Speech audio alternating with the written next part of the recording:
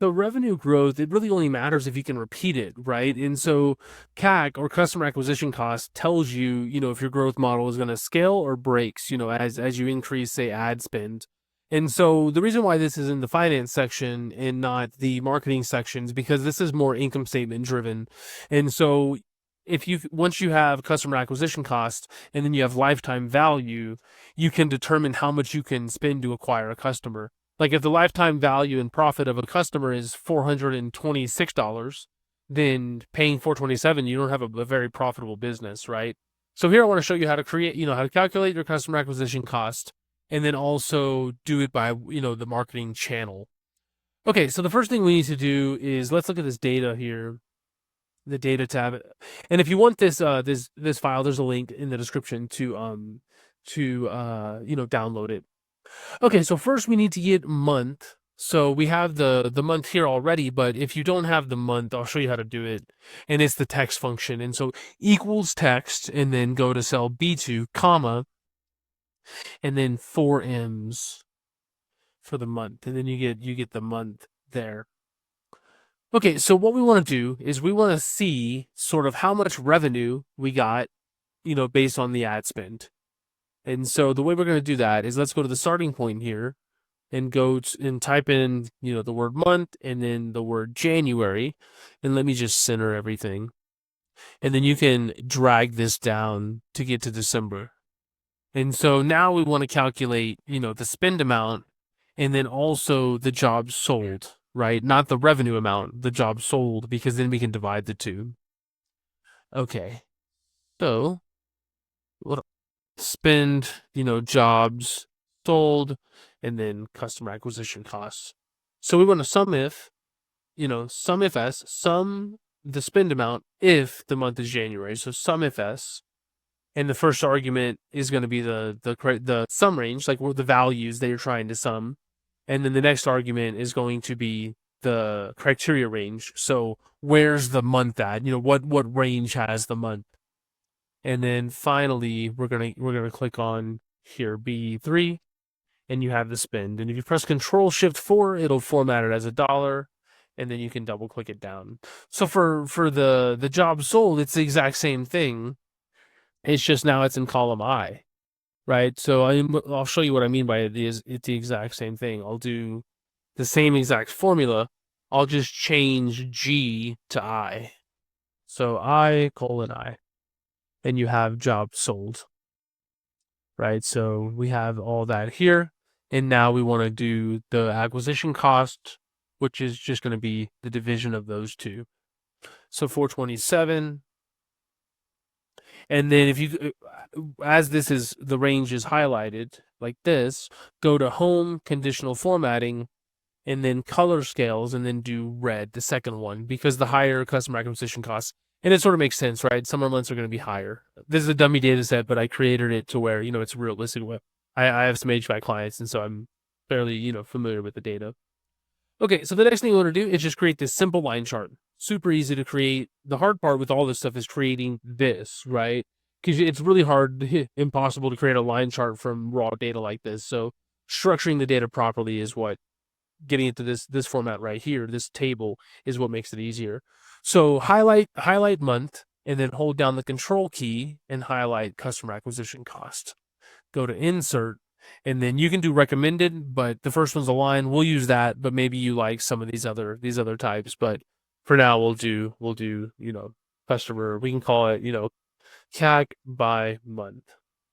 And then if you want a couple things, if you want to remove the 2 decimals here, you can do it from here by just removing the decimals, or you can double click and then you can go to number here on the 3 columns here, and then you can just change this to 0.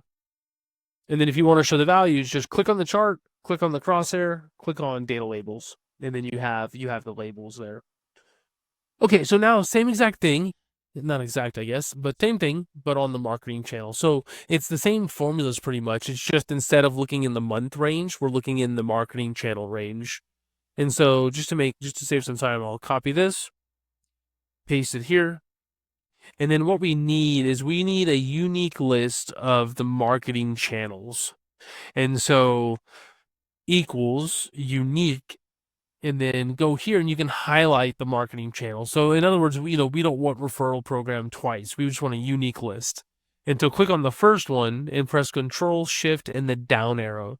And then it'll highlight the whole range. And then you can press Enter. And now you have that. And so highlight this, press Control C to copy, and then Control Shift V as in Victor to paste. And now you remove the formula. That way, like you can leave it there if you want. I just remove it. But if you are adding more data over time, like more marketing channels, and you want it to be dynamic, then you can leave the formula in there. And then I'll just sort this alphabetically, and then just drag it up. So same thing again, same thing in the sense like I'll copy this formula again. I mean, we could type it out. It takes the same amount of time. But it's not that. We want this to be here, but we don't want column G, right? We want it to be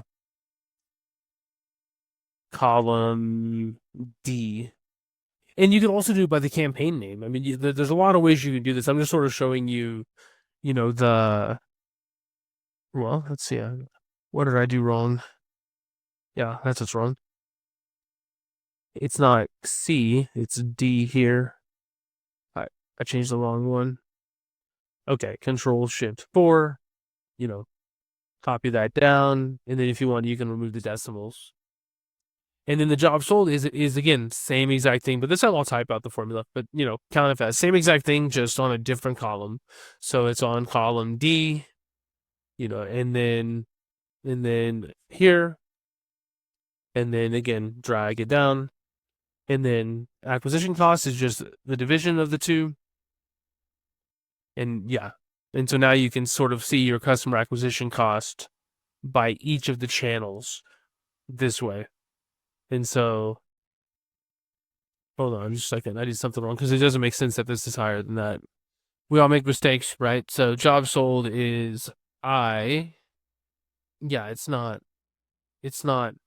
We're not counting. That's a row count. We want to do the sum of this, and then highlight column I. Yeah, so I mean, I didn't sum it. I just counted the number of rows as to where Yelp was being counted once, and it should have been counted 3 times because 3 jobs were sold from that ad.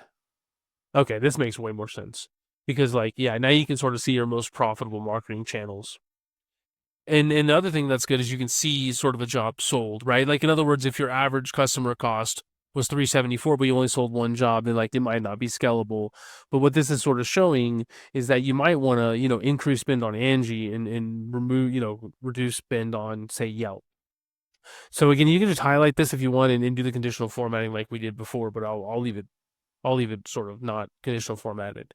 So the next thing we want to do, the final thing is we want to create, this column chart here. And the way we do that is we highlight marketing channel and then highlight customer acquisition cost, go to insert. You can go to recommended and then double click here, or you could go back. You could also do it up here. It's this column right here. You just got to choose the clustered bar. So we're good here.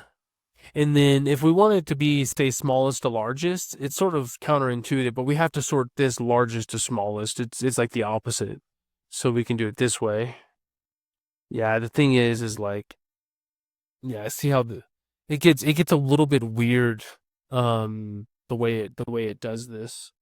And so what we can do, sometimes when you sort it, it throws off the formulas. And so it doesn't, let's see. So yeah, so now this makes sense. Let's just double check here. Drag this down.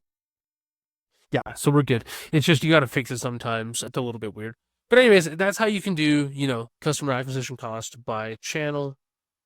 And if you want to stretch this out a little bit, another thing you can do is you can set, like, you can trim this. I'll show you, like, meaning like you can set the axis to 200 if you wanted to. So just click on the